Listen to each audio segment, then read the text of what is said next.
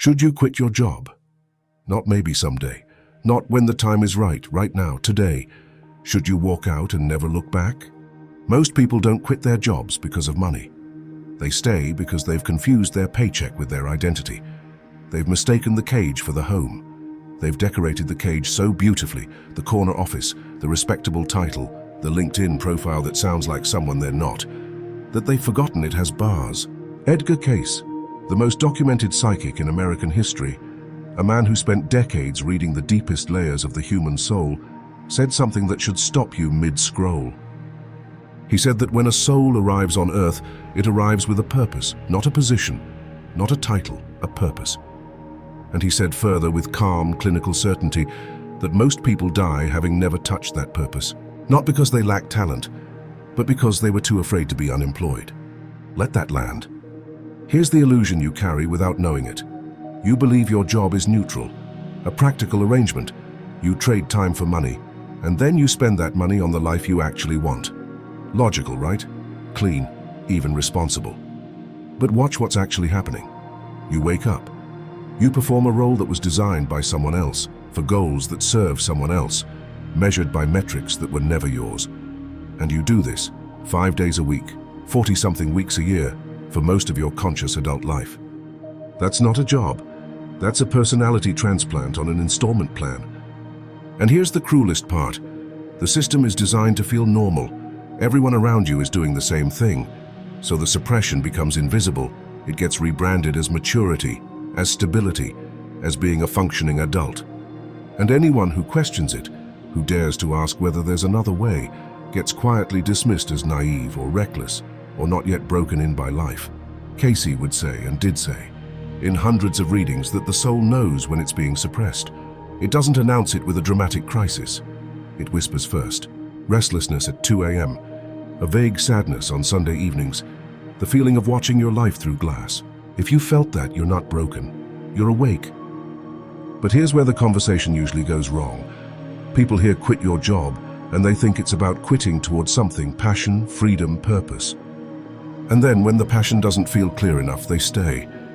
They tell themselves they need more certainty before they leap. Cayce never taught that. He never said the soul reveals its purpose like a career counselor presenting options. He said the soul reveals itself through movement, through commitment, through the willingness to step into the unknown and trust that the next clue would emerge only after you took the first step. Think about that. The map only exists after the walk. You cannot read it in advance. There's a story not in Cayce's readings, but in the spirit of them, of a monk who spent 20 years in a monastery, praying for direction. One day his teacher said, "Go." The monk asked, "Where?" The teacher said, "Anywhere that isn't here." That wasn't cruelty. That was the deepest compassion a teacher can offer. The answer you seek cannot be found in the same room where you've been waiting for it. And yet most people spend an entire lifetime rearranging the furniture in that room, changing companies but not direction, updating the job title but not the inner life, moving sideways when the only move that matters is inward.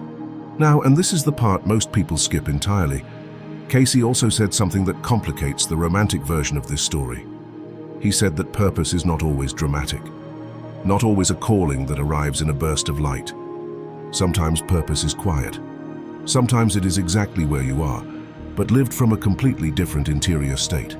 This is the part that requires honesty. Some people need to leave. The environment itself is the obstruction. The role is a genuine mismatch with who they are at the soul level, and staying is a form of slow self-erasure. For these people, every day they remain is a small act of spiritual violence against themselves. Not dramatic violence, the quiet kind, the kind that accumulates. But some people, and this is harder to admit, carry their resistance with them. They leave one job and take their restlessness into the next, and the next. Because the problem was never the employer, it was the relationship they have with themselves. Cayce called this karmic pattern, the soul creating the same lesson in different costumes until it finally learns what it came to learn. So before you hand in your resignation, ask the honest question, am I leaving or am I escaping? Leaving is intentional, escaping is just relocation. Here is the deeper layer. The question, should I quit my job, is almost never about the job. It's a disguised question about identity, about worth, about whether you truly believe that you are here for something that cannot be contained in a job description. Cayce's reading suggested again and again that the souls who suffered most in life were not the ones who failed. They were the ones who succeeded at things that weren't theirs, who climbed the right ladder only to find it leaning against the wrong wall, who arrived at the destination and discovered quietly, devastatingly, that they had been living someone else's life. That is the spiritual emergency hidden inside a career question. Not should I quit, but have I ever actually chosen? Because choice, real choice, not the choice between 2 jobs or 2 salaries, is one of the rarest things a human being ever does. Most of what we call choosing is just responding, reacting to pressure, conforming to expectation, inheriting someone else's definition of a good life and calling it our own. Cayce believed that the soul returns lifetime after lifetime, not because it failed, but because it hasn't yet fully expressed what it came to express. And one of the deepest forms of that incompletion, one that shows up in reading after reading, is the soul that spent its time on earth doing what was expected rather than what was true. What is true for you? Not what you're good at, not what pays well, not what your parents hoped for. What is true for you? Now let's make this real. If something in this video has been pressing on your chest, here are 3 things Cayce's work suggests you actually do, not in theory, but before next week. First, stop performing contentment.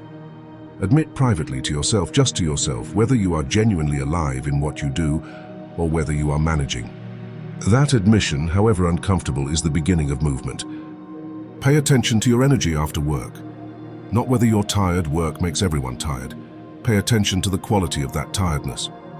There is a tiredness that comes from spending yourself on something that matters, and there is a depletion that comes from being somewhere your soul was never meant to be. You know the difference. You've always known. Start before you're ready. Cayce's readings are full of souls who waited for perfect conditions and never acted. The message is consistent. Begin something, a conversation, a class, an honest hour with yourself and a journal while you still have the job. Don't romanticize the leap. Build the bridge. And then, one day, when the bridge is solid enough, walk across it without looking down. Here is what I want to leave you with. You are not your job title. You are not your salary.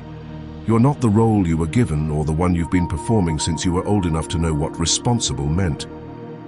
You are a soul that chose this particular body, this particular moment in history, this particular set of circumstances, according to Cayce, for a reason that runs deeper than your resume. And that reason doesn't care about your pension plan. It doesn't care about your mortgage. It doesn't care about what your parents will think, or whether the economy is right for it, or whether you've saved enough. It only cares about one thing, whether you showed up.